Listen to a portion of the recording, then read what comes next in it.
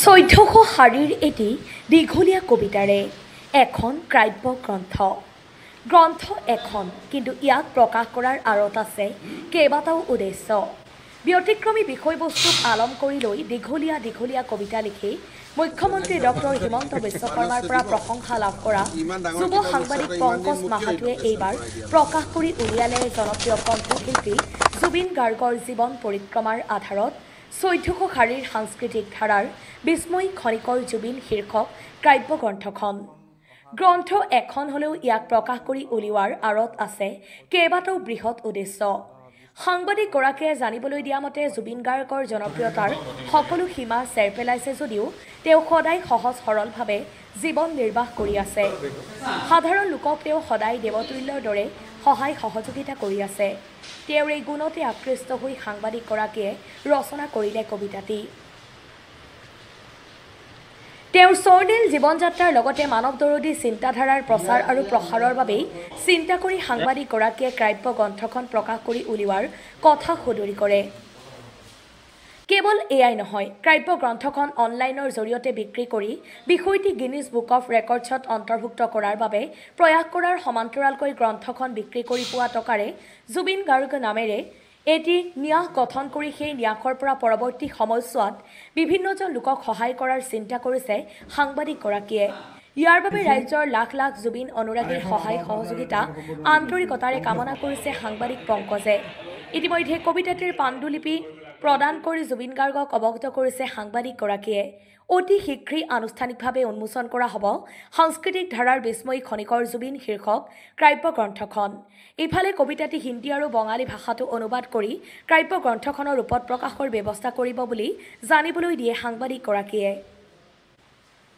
পংকজ মাহাতো তেখেতৰ কবিতাটি জুবিনদাৰ নামত উৎসৰ্গা কৰিবলৈ আগবাঢ়িছে আৰু এখন আৱাহ বাজাৰে তেখেতক সম্বৰ্ধনা জনাইছে। পংকজ মাহাতো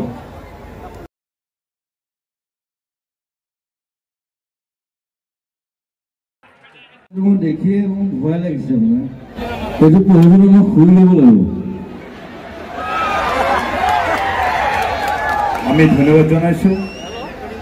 এইবাৰ উদযাপন ট্ৰফিৰ পৰা এটা কাপ আগবঢ়াব হওক।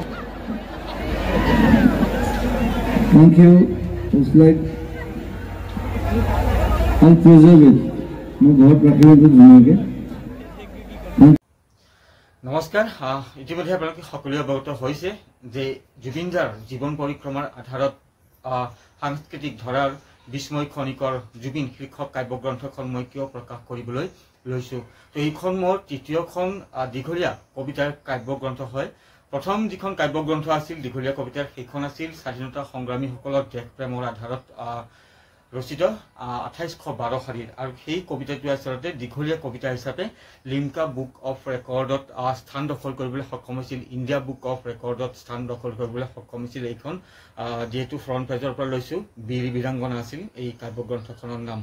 দ্বিতীয়খন কাব্যগ্ৰন্থ মই প্ৰকাশ কৰি উলিয়াইছিলো আমাৰ দেশৰ যিসকল সেনা জোৱান আছে সেই সেনা জোৱানসকলৰ অক্লান্ত দেশ প্ৰেম, দেশৰ বাবে তেওঁলোকৰ যি ত্যাগ, সেই ত্যাগক আধাৰ কৰি লৈ এই কবিতাটি লিখা হৈছিলে। ইয়াৰ যি শাৰী সেয়া আছিলে 1100 শাৰী, আৰু গ্ৰন্থখনৰ যি শিৰোনামা সেয়া আছিলে সংকটৰ আচ্ছাদনত অপৰাজয় যোদ্ধা। এয়া আপোনালোকে দেখি আছে, সংকটৰ আচ্ছাদনত অপৰাজয় যোদ্ধা। আৰু এইখন কাব্যগ্ৰন্থ বিক্ৰী কৰি মই যিখিনি টকা পাইছিলোঁ ইতিমধ্যে বিভিন্নজন লোকক বিভিন্ন ধৰণে সহায় সহযোগিতা আগবঢ়াইছোঁ। আৰু তৃতীয়খন কাব্যগ্ৰন্থ ইতিমধ্যে আপোনালোকে সকলোৱে অৱগত হৈছে যে আমাৰ অসমৰ নহয় গোটেই ভাৰতবৰ্ষৰ এগৰাকী জনপ্ৰিয় কণ্ঠশিল্পী, অসমৰ ৰত্ন, যুৱ প্ৰজন্মৰ হাৰ্থব জুবিনদাৰ জীৱন পৰিক্ৰমাৰ যি স্বৰ্ণীল তেওঁৰ জীৱন যাত্ৰা, সেই জীৱন যাত্ৰাৰ আধাৰত লিখা হৈছে কবিতাটি।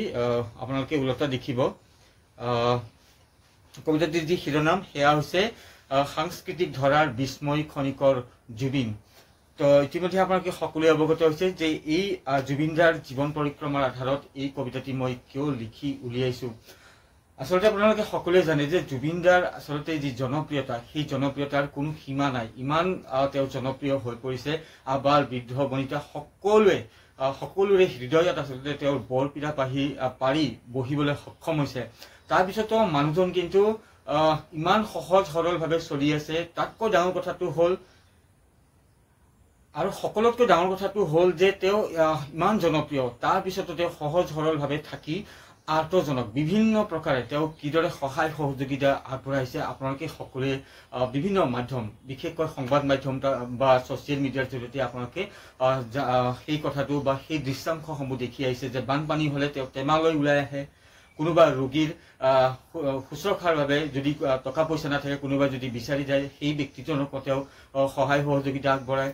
ইয়াৰ লগে লগে শিক্ষানুষ্ঠানত যদি কোনোবা ছাত্ৰ ছাত্ৰীয়ে তেওঁৰ টকাৰ অভাৱত তেওঁ যদি শিক্ষা গ্ৰহণ কৰিব পৰা নাই, তেনে ব্যক্তি যদি তেওঁৰ ওচৰলৈ যায় সেই ব্যক্তিকো তেওঁ সহায় সহযোগিতা আগবঢ়াইছে।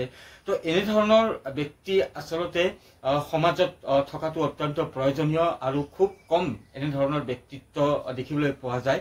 তো তেওঁৰ এই যি ধৰণৰ আচলতে ব্যক্তিত্ব, সেই ব্যক্তিত্বৰ প্ৰতিয়ে মই আচলতে আকৃষ্ট হৈছোঁ আৰু সেইকাৰণে মই কবিতা বা দীঘলীয়া কবিতাটি লিখিলোঁ আৰু ভাবিলোঁ যে জুবিন দাৰ এই ধৰণৰ যি আচলতে এটা লোকহিতৈষী মানৱ দৰেদি তেওঁৰ যি চিন্তাধাৰা, সেই চিন্তাধাৰা আচলতে প্ৰচাৰ হওক, চৌদিশে জনমানসত এই বিষয়টি প্ৰসাৰ হওক, আৰু সেইবাবে কবিতা পুথিখন প্ৰকাশ কৰিবলৈ লৈছোঁ। আৰু কেইবাটাও উদ্দেশ্য আছে কাব্যগ্ৰন্থখন ৰচনা কৰাৰ, কেইবাটাও উদ্দেশ্য আছে। তাৰ মাজতে হ'ল তেওঁৰ সেই যি লোকহিতৈষী মানৱ দৰদী যি চিন্তাধাৰা, তেওঁৰ যি স্বৰ্ণীল জীৱন যাত্ৰা, সেই বিষয়টি প্ৰসাৰ হওক। ইয়াৰ লগে লগে গিনিজ বুক অফ ৱৰ্ল্ড ৰেকৰ্ডত অনলাইনৰ জৰিয়তে বিক্ৰী কৰি তাত আবেদন কৰাৰ কথাও চিন্তা কৰা হৈছে, যাতে বিক্ৰীৰ জৰিয়তে। আৰু ইয়াৰ বাবে মোক যিসকল জুবিন দাৰ অনুৰাগী আছে, সেই অনুৰাগীসকলৰ কিন্তু সহায় সহযোগিতা খুবেই প্ৰয়োজন হ'ব। ইয়াৰ লগে লগে এই কাব্যগ্ৰন্থখন বিক্ৰী কৰি মই যিখিনি টকা পাম, সেই টকাৰে জুবিন দাৰ নামতে এটি ন্যাস খোলা হ'ব আৰু সেই ন্যাসৰ জৰিয়তে পৰৱৰ্তী পৰ্যায়ত বিভিন্ন আৰ্তজন লোকক সহায় সহযোগিতা আগবঢ়োৱা হ'ব। তেনেধৰণৰ মানস লৈ এই কাব্যগ্ৰন্থখন ৰচনা কৰা হৈছে। তো এই বিষয়টি মই আগতীয়াকৈ আপোনালোকক জনালোঁ। পৰৱৰ্তী সময়ত অতি শীঘ্ৰে এই কাব্যগ্ৰন্থখন উন্মোচন কৰা হ'ব আৰু উন্মোচন হ'লে আপোনালোক সকলোৰে, মোৰ যিসকল ইউটিউব চেনেল পংকজ লিমকাৰ ছাবস্ক্ৰাইবাৰ আছে, মোৰ ফেচবুক পেজ পংকজ লিমকাৰ ফলোৱাৰ্ছ বন্ধু বান্ধৱী আছে, শুভাকাংক্ষী আছে, সকলোৰে সহায় সহযোগিতা আন্তৰিকতাৰে কামনা কৰিম। কেতিয়া কাব্যগ্ৰন্থখন কেতিয়া উন্মোচন কৰা হ'ব সেই বিষয়ে আপোনালোকক সকলোকে অৱগত কৰাই দিম আগতীয়াকৈ। মোৰ ভিডিঅ'